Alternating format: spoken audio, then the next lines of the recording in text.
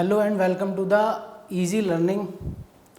और मैं आपका टीचर साथी सीए विनीत शर्मा आपका बहुत स्वागत करता हूँ। Heartly welcome to all of you in our first class of class 12th।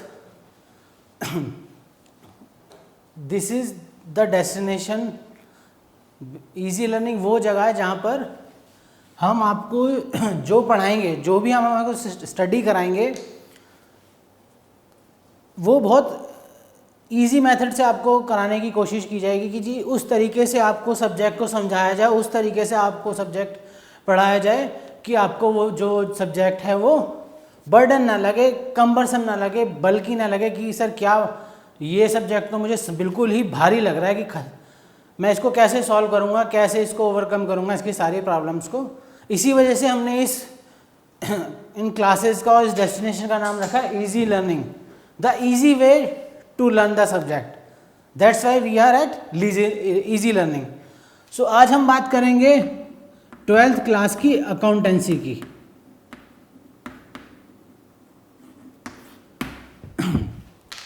क्योंकि मैं सीए हूं तो अकाउंटेंसी की ही बात करूंगा। तो जी अकाउंटेंसी की हम बात करेंगे कि आपको सीबीएसई के 12th क्लास में अकाउंटिंग में पढ़ना क्या है। जैसे कि आज आप सब लोगों का पहला लेक्चर है, तो आज हम बेसिक्स की बात करेंगे। क्या हमारा कोर्स कंटेंट है, क्या हम कवर करेंगे, कैसे करेंगे, आगे का आपका वे क्या होगा कोर्स को कंप्लीट करने का, और कुछ बेसिक फर्स्ट चैप्टर का कुछ बेसिक जो थ्योरेटिकल पार्ट है वो हम डिस्कस करेंगे। तो सबसे पहले आपको ये समझने की बहुत ज़्यादा ज़रूरत होती है कोई भी सब्जेक्ट पढ़ते हुए कि जी उसका हमें पढ़ना कितना है, कोर्स कंटेंट कितना है। कि कम पढ़ना भी आपको हमेशा दिक्कत देगा और ज़्यादा पढ़ना भी हमेशा दिक्कत देगा। कम पढ़ोगे तो एग्जाम में कुछ लिख नहीं पाओगे, और ज़्यादा पढ़ लिए तो माइंड में इतनी सारी चीज़ें आएंगी तो तब भी नहीं लिख पाओगे। तो आपको एक बैलेंस स्टडी करके चलना है जिससे आप एग्जाम में बेटर परफॉर्म कर पाओ। 12th क्लास में एक मेरे लिए बड़ा अच्छी चीज़ क्या होगी, क्योंकि आप लोग 11th में अकाउंटिंग पढ़ के आए हो, तो आपका एक लेवल पे फाउंडेशन ऑलरेडी क्रिएटेड है अकाउंटेंसी में, बेसिक चीज़ें आपको पता है। अब हम नेक्स्ट लेवल ऑफ अकाउंटिंग की बात करेंगे कि अब एक्चुअल में प्रैक्टिकली अकाउंटिंग होती कैसे है। तो 12th में आपके अकाउंटिंग में आज तक आपने सारे एग्ज़ाम कितने मार्क्स के पढ़े कि जी हमने आज तक सारे एग्ज़ाम 100 मार्क्स के पढ़े हैं। आज तक ऐसा हुआ कि जी कम के पढ़े? नहीं जी, हमने आज तक सारे 100 मार्क्स के पढ़े। ठीक है जी। आपने जब 100 मार्क्स के पढ़े हैं तो इसमें अब 100 मार्क में क्या क्या आता है। 12th के अकाउंटेंसी में 100 मार्क में इन्होंने 3 सेगमेंट में इसको बांटा है, 3 हिस्सों में इसको डिवाइड किया है। First is financial accounting, part A, आप इसको पार्ट 1 भी बोल सकते हो, पार्ट ए भी बोल सकते हो। Second is part B, same financial accounting का, and third one is project.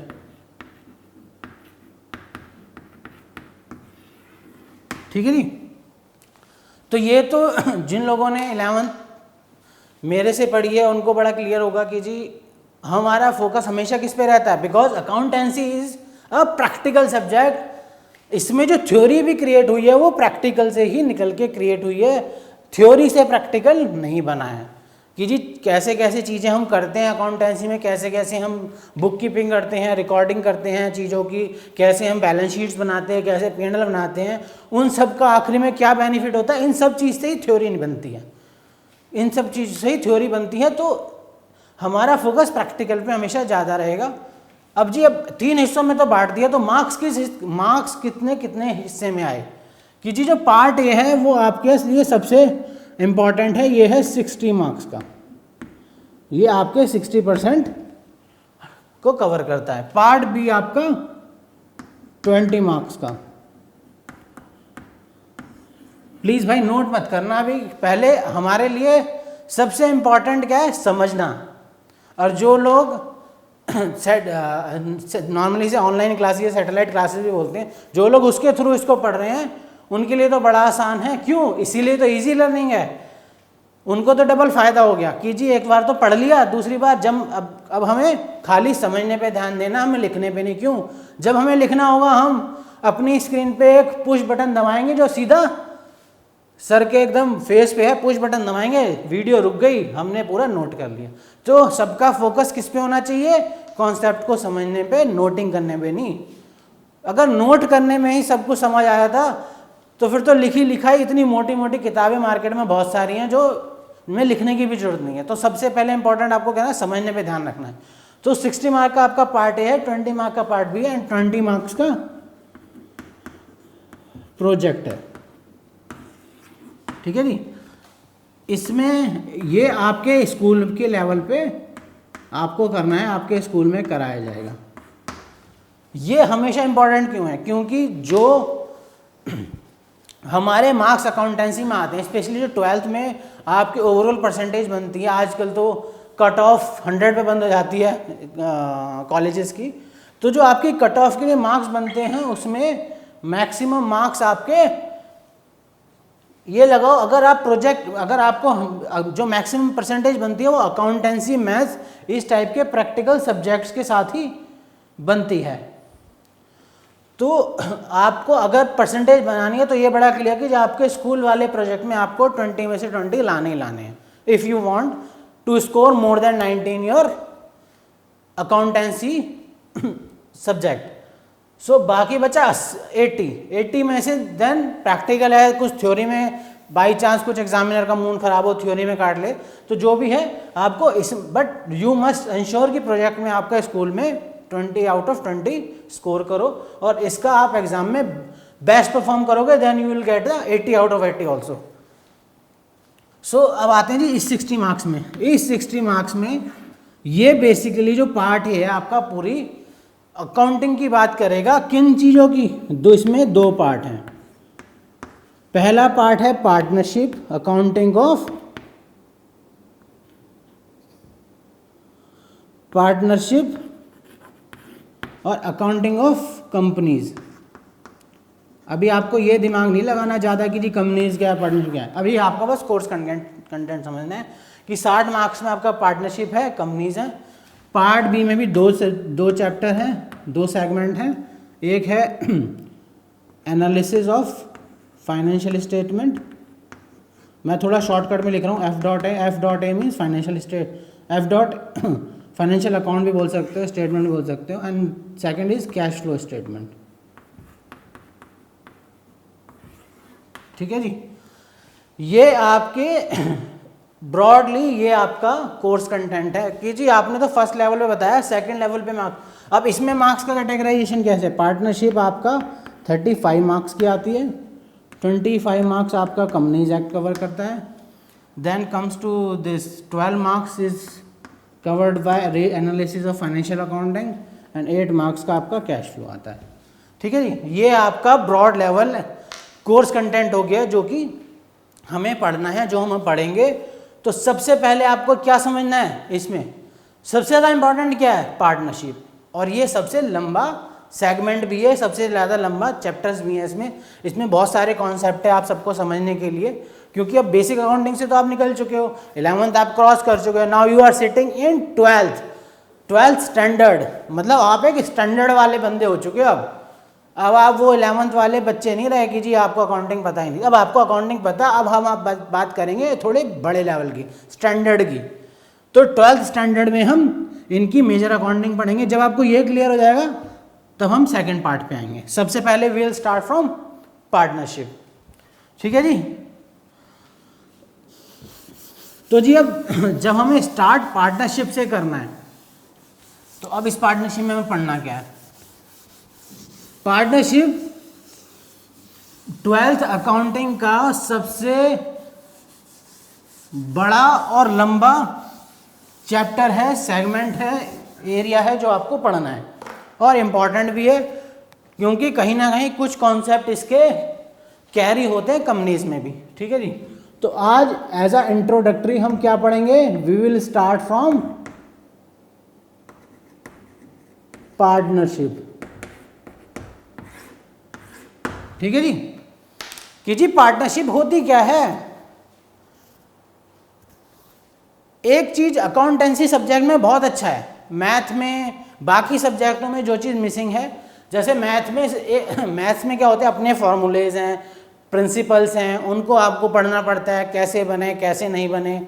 कहीं ना कहीं वो आपकी लाइफ में रन नहीं हो रहे हैं, कहीं ना कहीं आपकी लाइफ में वो चल नहीं रहे हैं कि जी मास्टर जी ने पढ़ाया कि जी साइन थीटा, मैं तो आज तक बचपन से जहाँ भी गया हूँ, जहाँ तक आऊँ, आज तक मैंने कहीं साइन थीटा यूज़ होता नहीं देखा।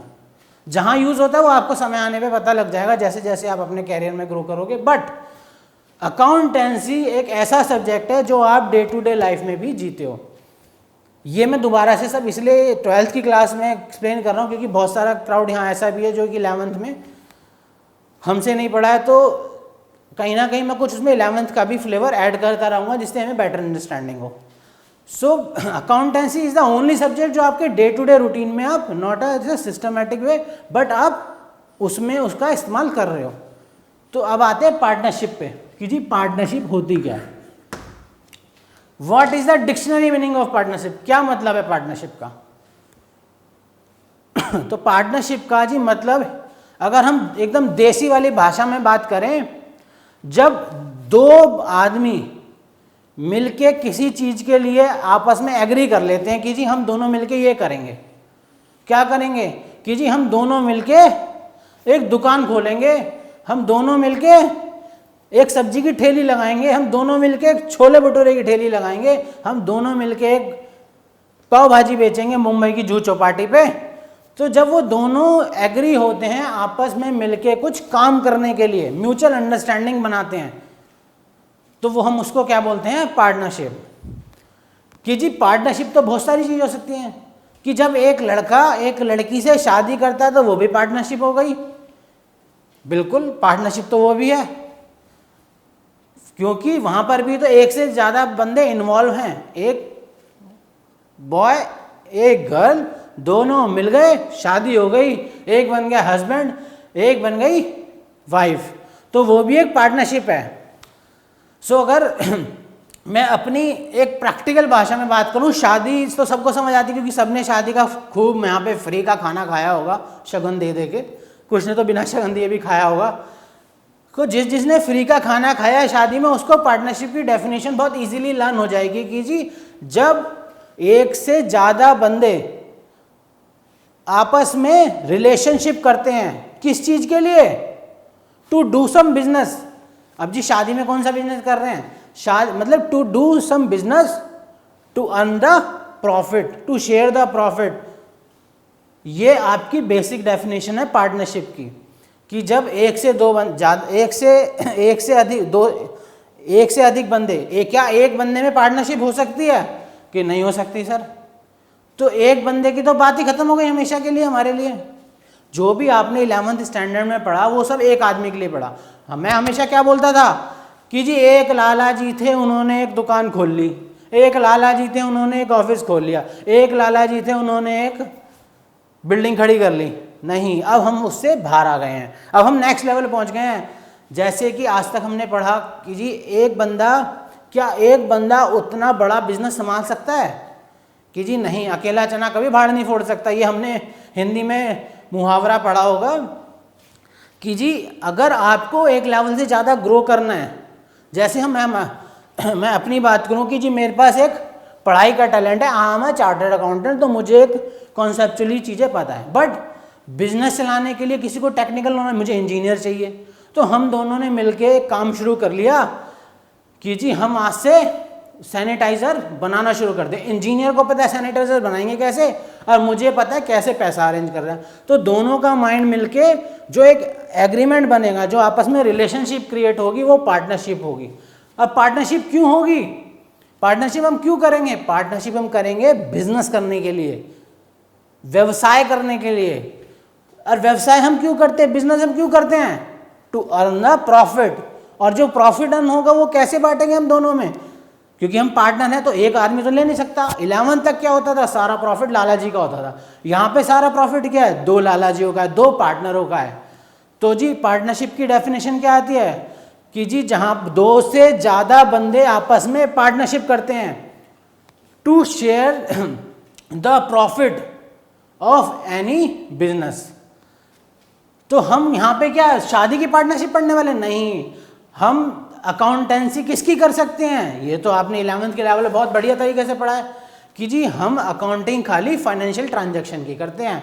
तो हमारे लिए सारी पार्टनरशिप नहीं पढ़नी है, हमें वही पार्टनरशिप पढ़नी है जो कि हमें बिजनेस करने के लिए आपस में करी है, जो हमने प्रॉफिट को आपस में कमा के बांटने के लिए करी है, तो हमें वही पार्टनरशिप पढ़नी है।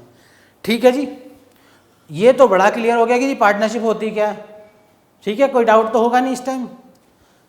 और अब आते हैं नेक्स्ट लेवल पे कि अब हम 11 में हमने अब ये तो हो गई पार्टनरशिप, अब हमें पढ़ना क्या है इसमें। सीबीएसई का जो कोर्स कंटेंट है वो इस तरह से डिजाइंड है कि ओवरलैपिंग ना हो। दे ट्राई कि अब ओवरलैपिंग क्या होती है कि जी जो हमने 11 में पढ़ लिया या तो हमें उसका एडवांस पढ़ना पड़े 12th में या उससे आगे की चीज़ें पढ़े। तो सेम इसमें भी यही हमने 11th में एक चैप्टर पढ़ा था फाइनल अकाउंट, सबको याद होगा। क्यों इसलिए याद होगा क्योंकि सबसे बड़ा क्वेश्चन तो सर इसी का आया था एग्जाम में। ठीक है जी, उसमें हमने प्रॉफिट निकालना सीखा था कि कैसे प्रॉफिट निकालते हैं, कैसे क्या करते हैं। तो जो प्रॉफिट निकाल लिया, अब 12th में के कोर्स में हम कहीं पर भी प्रॉफिट निकालना नहीं सीखेंगे। क्यों नहीं सीखेंगे सर? आप तो कह रहे थे अभी तो हमने इंडिविजुअल की बिजनेस पढ़ा था कि उसकी अकाउंटिंग कैसे करते हैं, अब पार्टनरशिप की अकाउंटिंग कैसे करेंगे? अकाउंटिंग की सबसे अच्छी बात, अकाउंटिंग का तरीका वही रहेगा चाहे लालाजी 1 हो, 2 हो, 20 हो, 50 हो, 1000 हो। अकाउंटिंग का तरीका आपका कभी नहीं बदलेगा। जो पहले इनकम थी वो पहले भी इनकम थी, जो पहले खर्चे तो आज भी खर्चे ही रहेंगे। कि जिस तरह से पहले आप कैश बुक में एंट्री करते थे, क्या कैश बुक बदल जाएगी आज पार्टनरशिप हो गई? पहले हमारे एक लाला जी थे और आज हमारे बहुत सारे लाला जी हैं। बहुत सारे लाला जी क्यों हैं? क्यों? क्योंकि हमने पार्टनरशिप कर ली। अकेला आदमी काम नहीं कर पा रहा था, कभी घर जा रहा था, कभी बीवी का बुला लेती थी कि भाई ये काम करना है, कभी बच्चों का रोते हुए फोन आता था, यहाँ बड़ी डील चल रही है, वहाँ बेटे का फोन आ गया, अरे पापा मैं तो जरा जीने में से गिर गया, स्टेज पे से लुढ़क गया, मेरा पैर गया टूट, जरा मुझे हॉस्पिटल ले चलो। ये भागा गया, डील खराब हो गई। तो इसने क्या करा, इसने नेक्स्ट लेवल पे आ गया, ये भी 12th में आ गया। 12th में इसने कर ली पार्टनरशिप कि जी जब मेरे बेटे के चोट लगे तो दूसरा पार्टनर देख ले, जब उसको प्रॉब्लम हो तो मैं देख लूँ। इस वजह से ये नेक्स्ट लेवल ग्रो कर गया, अब बन गए ये 3 लाला जी। तो अगर ये लाला जी 1 हो या 3 हो, क्या जो हम अकाउंटिंग कर रहे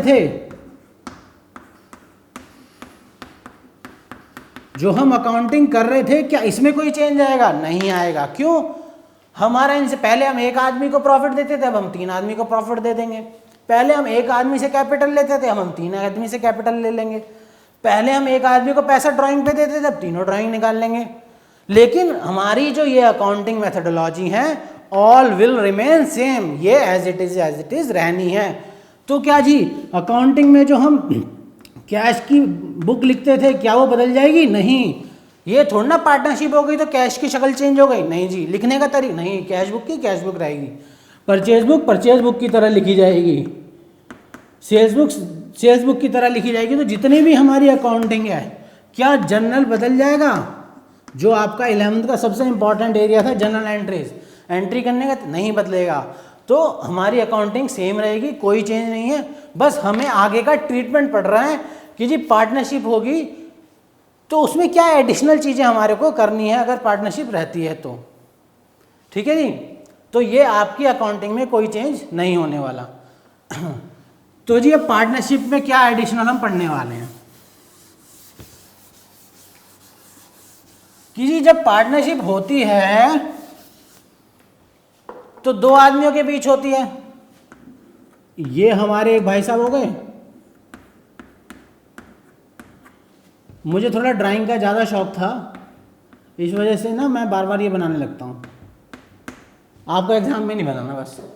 this is only for understanding, आपको समझाने के लिए। ये हमारे पहले पार्टनर है भाई साहब, ये दूसरे पार्टनर है कि जी इन दोनों ने पार्टनरशिप कर ली कि जी पार्टनरशिप। वैसे एक चीज़ और बता दूं आपके टेक्निकल नॉलेज के लिए, जो इंडिया में पार्टनरशिप गवर्न होती है दैट इज गवर्न बाय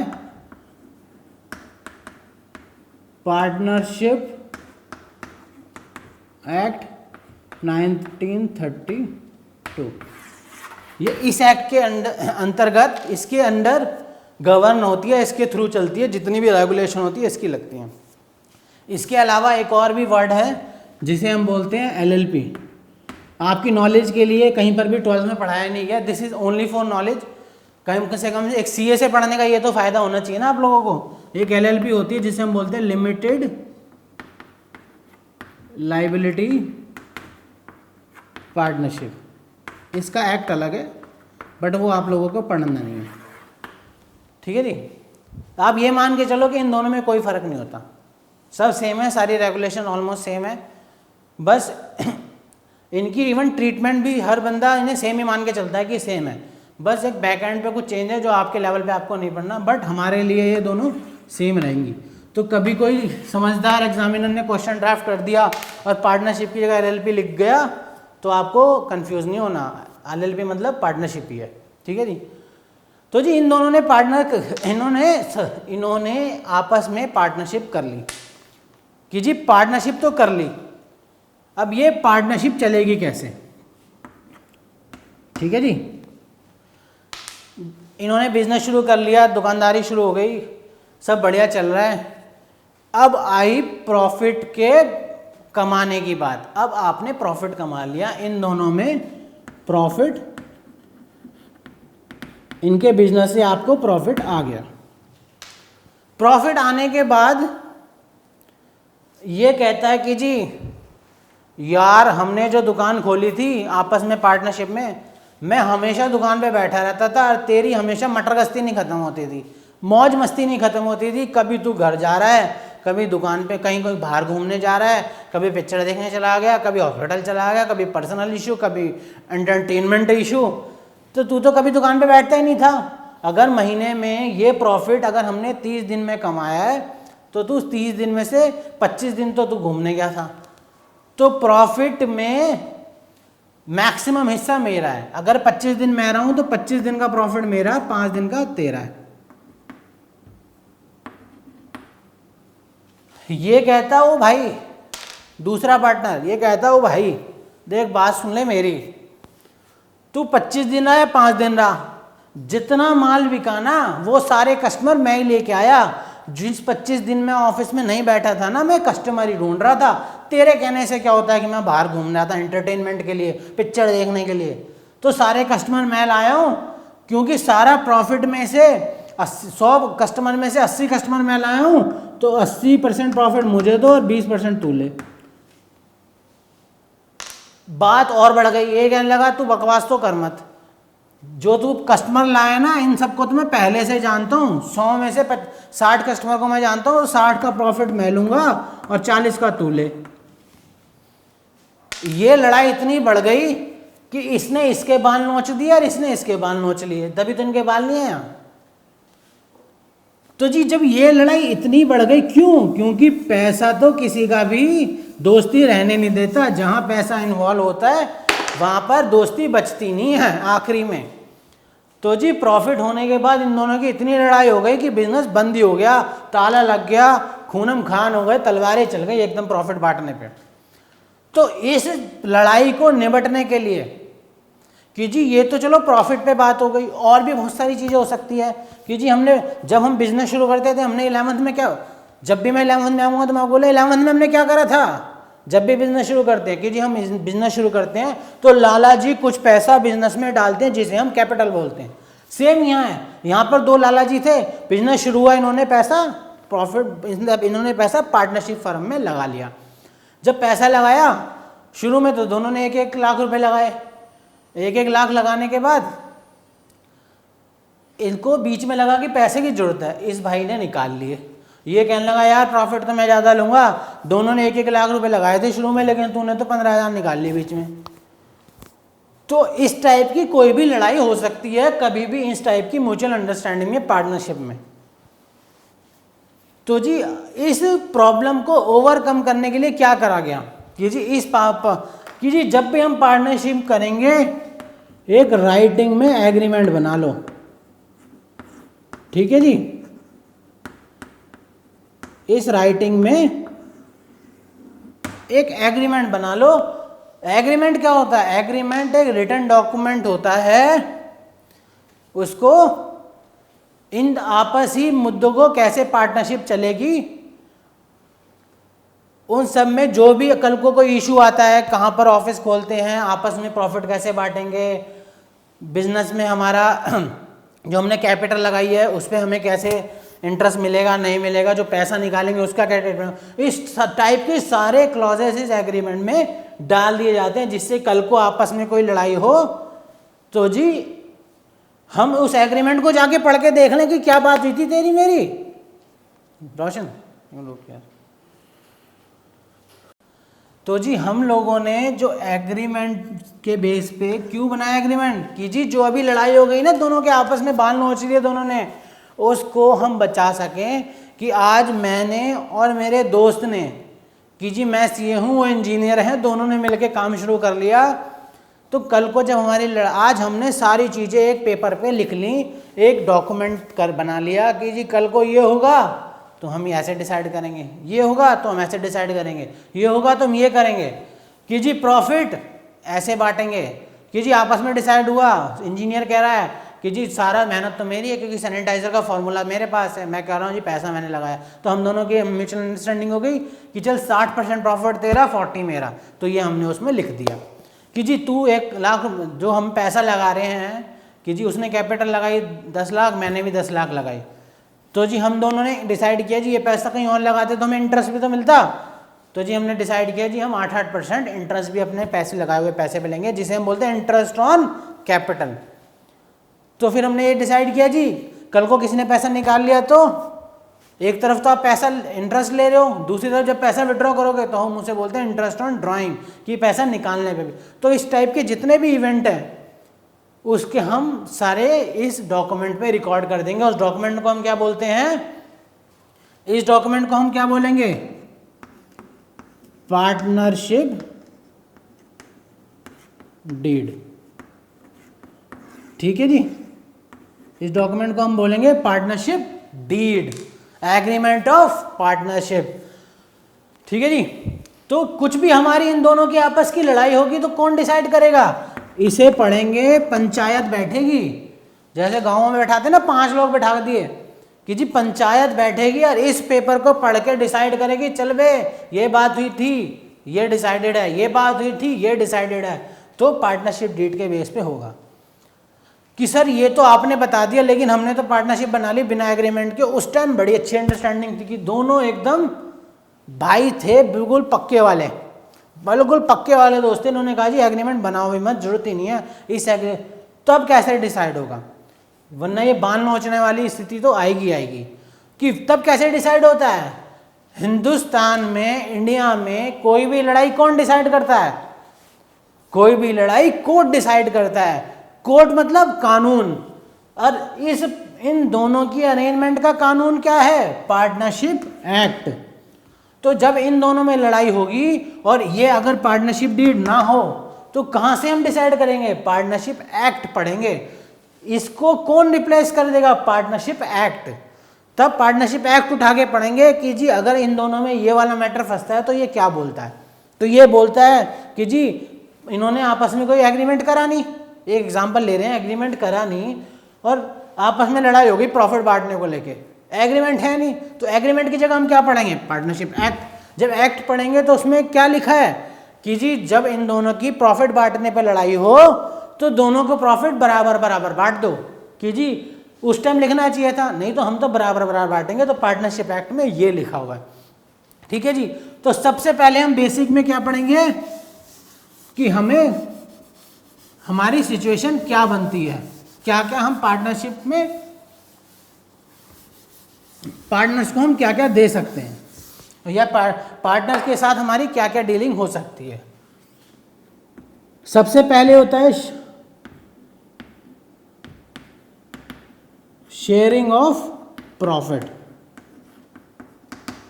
ठीक है जी, सबसे पहले होता है शेयरिंग ऑफ प्रॉफिट। हमने कौन सी सिचुएशन पढ़ी? हमने दो सिचुएशन पढ़ी। अगर एग्रीमेंट है, एग्रीमेंट यस और नो एग्रीमेंट, हम आपस में कोई एग्रीमेंट नहीं है, मतलब कोई पार्टनरशिप डीड हमने बनाई नहीं है, तो प्रॉफिट किस रेशो में बांटेंगे? अगर एग्रीमेंट है तो एज पर डीड, जो भी आपकी पार्टनरशिप डीड में लिखा है, और अगर एग्रीमेंट नहीं है या डीड नहीं है तो हम इक्वली बांटेंगे। ठीक है जी, ये आपका पहला आइटम है जिसको हम बिना डीड के, डीड के साथ क्या करेंगे और बिना डीड के साथ क्या करेंगे, उसका कैटेगराइजेशन हमने किया है। ऐसे करके हमारे क्या कौन कौन से आइटम होते हैं? सेकंड आइटम होता है इंटरेस्ट ऑन कैपिटल। ठीक है जी, अब इंटरेस्ट ऑन कैपिटल क्या होता है? सबसे पहले कैपिटल क्या होती है? वापस से फ्लैशबैक में 11th में, जो पैसा लाला जी कंपनी में लगाते हैं, फर्म में लगाते हैं, बिजनेस में लगाते हैं, हम उसको कैपिटल बोलते हैं। ठीक है जी, बहुत बढ़िया। 11th में जो आप सोल प्रोप्राइटरशिप चला रहे थे, सोल प्रोप्राइटरशिप होती है जो एक इंडिविजुअल बंदा बिजनेस चलाता है, उसमें उसका जन्मदाता कौन थे? वो अकेले लाला जी। जो पार्टनरशिप है उसमें जन्मदाता कौन है? ये दोनों पार्टनर्स। तो जब कोई बिजनेस शुरू कराते हैं, बिजनेस उनके बच्चे की तरह होता है, जब वो होता है तो उसकी रेस्पॉन्सिबिलिटी किसकी है? उस बिजनेस की, उस बिजनेस नुमा बच्चे की रेस्पॉन्सिबिलिटी इन दोनों पार्टनर्स की है, उस लाला जी, दोनों लाला जी की है। तो उन जब रेस्पॉन्सिबिलिटी उनकी है तो उसका पालन पोषण एक लेवल तक बड़ा कौन करेगा उसको, कि जब तक 18 साल का नहीं होता, जो इंडिया में एज है कि उससे मैच्योर कौन करेगा? दोनों मिलकर करेंगे। तो ये जो कैपिटल है ये उसी का, ऐसे समझ लो कैपिटल उस बिजनेस को बड़ा करने के लिए किया गया काम है, लगाया हुआ पैसा है। तो ये तो उनका कर्तव्य था, ये तो उनका फर्ज था, ये तो उनका मिनिमम एक्सपेक्टेशन थी कि जी बिजनेस बना रहे हो तो कैपिटल आप लगाओगे ही लगाओगे। तो जो एक्सपेक्टेशन होती है, जैसे कि जब आप स्कूल जाते हो तो आपके पेरेंट्स की आपसे मिनिमम एक्सपेक्टेशन क्या होगी? कि आप अच्छा पढ़ो, आप पास हो अच्छे मार्क्स से।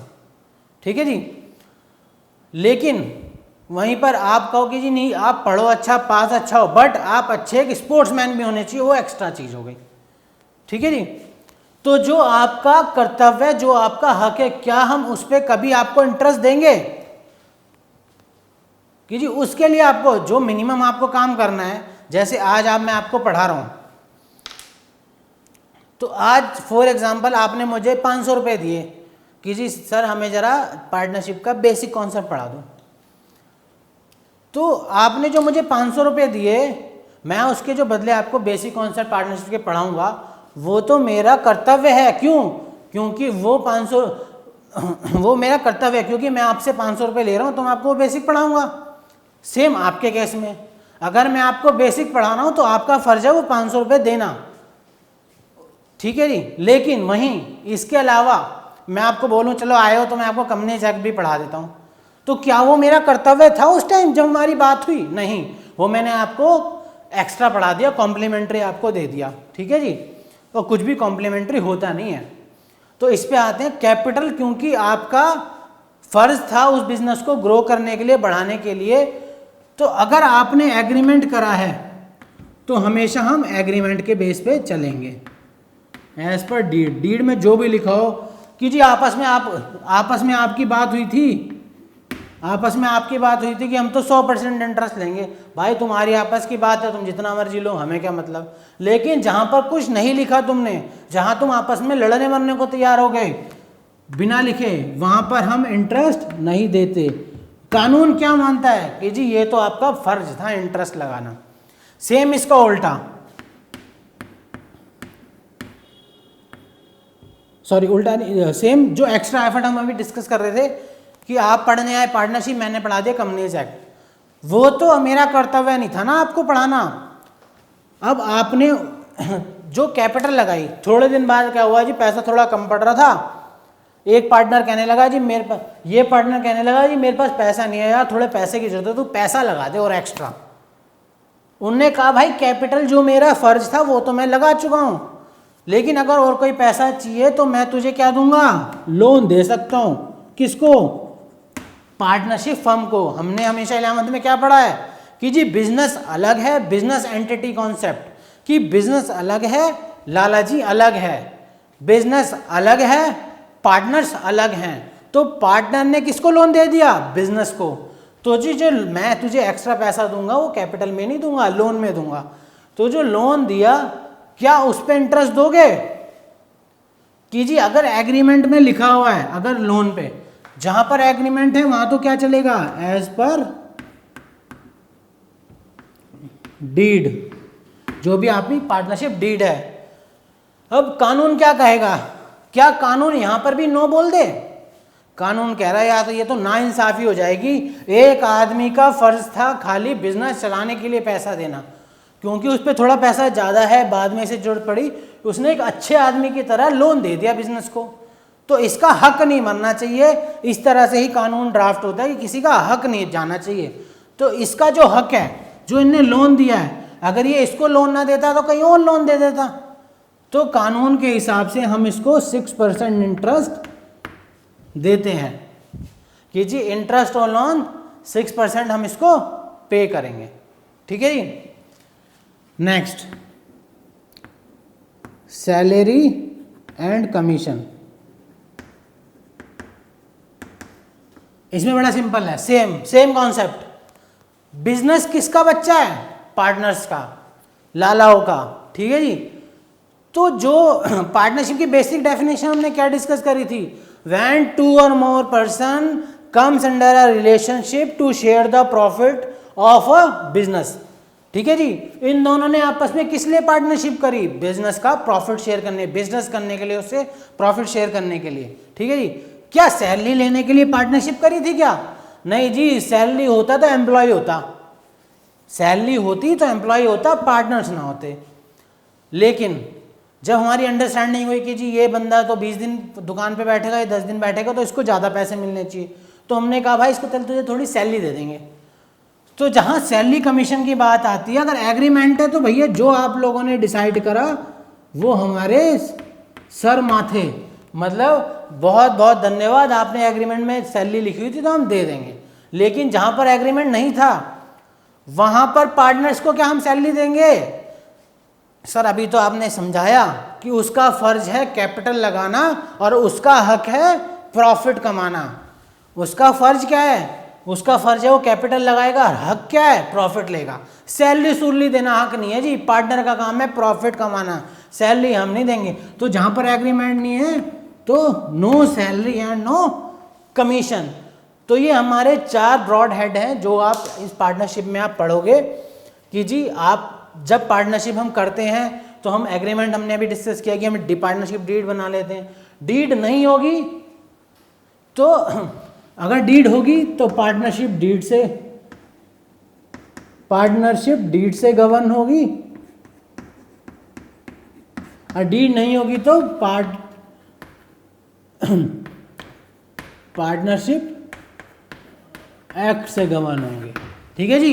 एक्ट से क्या गवर्न होंगे, शेयर प्रॉफिट इक्वल मिलेगा या डीड के हिसाब से मिलेगा, interest on capital as per deed मिलेगा या नहीं मिलेगा, interest on loan as per deed मिलेगा या 6% मिलेगा, सैलरी और कमीशन एज पर डीड या नहीं मिलेगा। भाई भाग जाओ, क्योंकि क्या पढ़ा हमने, कैपिटल हमारा फर्ज है और प्रॉफिट हमारा हक है।